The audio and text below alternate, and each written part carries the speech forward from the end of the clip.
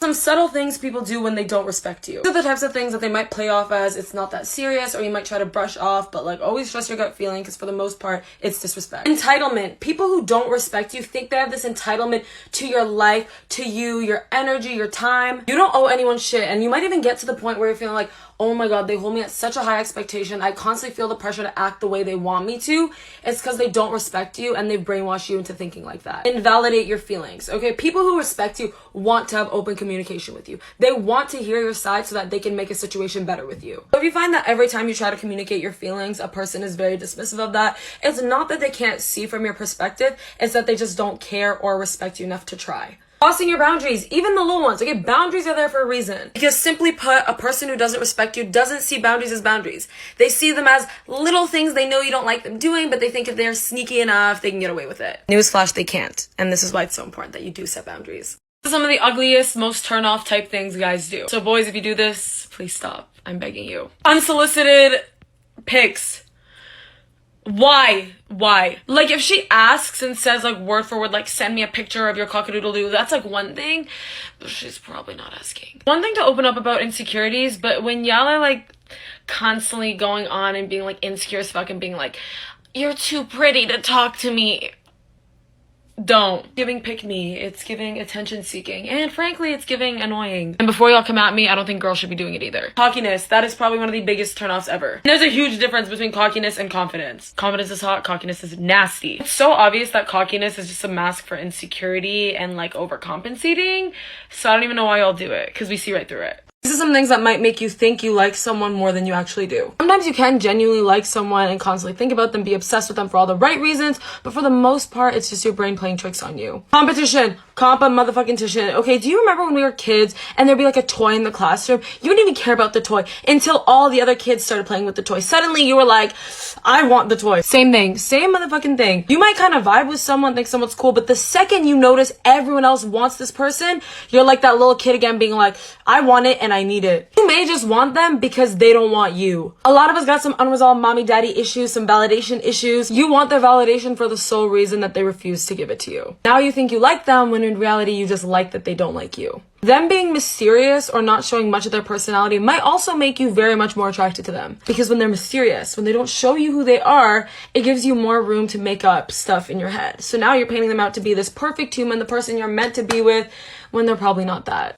Someone who's really insecure or self-conscious when you go out or just like overthink a lot, this video is for you. Just recently realized something, and I feel like if you understand this, it'll help you not overthink or stress out so much when you're out in public. People only pay attention to things when they're above average. Now let me explain this. Someone who's interested in cars isn't gonna notice every car that drives by, but they're gonna notice those really cool cars where they're like, oh my god, that's a dope car. Someone who's into fashion isn't gonna necessarily judge and point out every single outfit they see, but they're gonna notice a really nice outfit and be like, damn, that's a nice outfit. That being said, no one is gonna be able to notice or point out when you're having a bad day or you're having a day where you don't feel like you look that good or you're not feeling your best self. Only you are noticing those things. We're so mean to ourselves and we think that everyone else is pinpointing and noticing every little thing about you, but they don't. They only take little notes of you and only notice it when you are looking exceptional or looking better than you normally do. And that's kind of fun, you know? You want people to notice you when you look good. These are some lessons you need to learn in order to build your confidence. Embarrassment is not real. It literally fully is not a real thing, okay? Put two people in the same situation, one of them will be embarrassed, one of them won't be. It's whoever makes it real. You just ignore it. It's not a real thing. You attract more people being yourself than faking it and trying to be someone else, because authenticity radiates. I'm telling you, it works like a fucking magnet, okay? And you could try to tell me like, no, it wouldn't work, I'm too weird, I'm whatever, but how would you know if you've never tried it? That's what I thought. You gotta trust me on this. Nobody's out of your league. They're only out of your league if you think they are and if you talk to them and treat them like they are out of your league. Because realistically, we've seen trolls pull supermodels, so anything's possible. Cut off and keep your distance from people who prevent you from being your most confident best self, because you truly are the people you surround yourself with.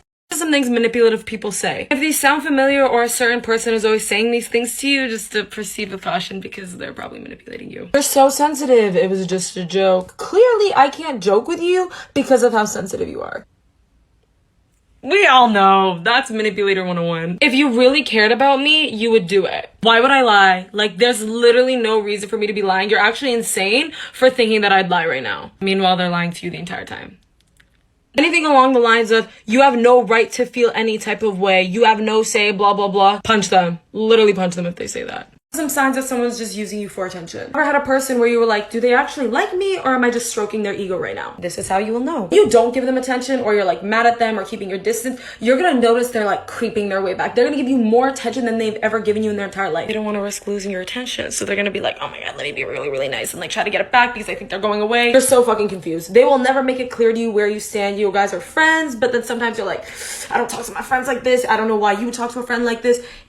You're so, what the fuck? They only talk to you when it's convenient for them. So if they need you, you're always there, you're always talking to them, whatever. But if you need them, suddenly they're like not on their phone, suddenly they're like just giving you short answers, whatever. These are some of the parts of anxiety that no one really talks about. How stressful it makes going out in public, like the noise, the cars, the talking. It gets me so overwhelmed. It makes my anxiety so much worse. I literally have these Soundcore noise canceling headphones to help me because when I can't hear anything, it helps me not feel as anxious. The way it messes with your sleep. If you're like me, my anxiety is the reason why I can never sleep. My anxiety wakes me up in the morning. I don't even need an alarm clock. Or you're just tired all the time because of your anxiety. Your temper and emotions. It's so messed up. You're either gonna cry in a second or just snap at any point and then everyone thinks you're being rude, but it's like, no, I'm just anxious. These are some things girls do that guys find very attractive. Boys, feel free to let me know if I've made a mistake, and ladies, take some notes. When you start talking like him and using his slang and lingo, it's a very little thing, but they love seeing that they have a little influence on you, so like, for sure do it. Ask him questions about himself. I think since guys are always chasing, they're always the ones asking, trying to get to know the girl or pretend to get to know the girl, whatever.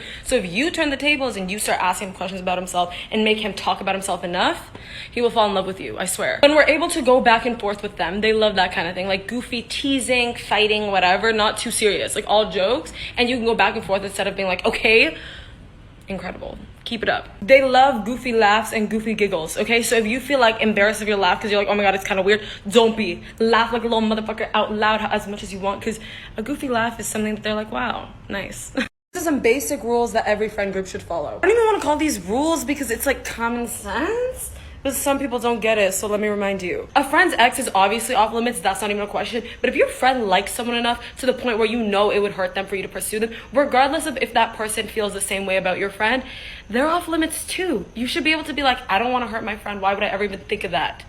Don't do it. Do not be updating your friends on the people who have hurt them, whether it's their ex-friend. It does them no good to constantly be hearing about that person, whether or not they want to hear it. If your friend is asking you for an opinion like, oh, do I look okay, blah, blah, blah, be honest, okay? They need you to be like a good friend there and just tell them the truth. I don't know what's so complicated about this, but you don't point out the things you don't like about your friend around other people. That's like a closed door thing. In front of others, you should only be hyping up your friends and talking good about them. And if there's a problem, maybe behind the scene, be like, hey, babe, I didn't like that you did that. Some tips to help you get over someone. Be a crush, it can be an ex, it can be a friend breakup that you had, because those kind of hurt too. Just like anyone who's living in your head rent free and you're like, I can't handle this anymore, I don't want to think about them.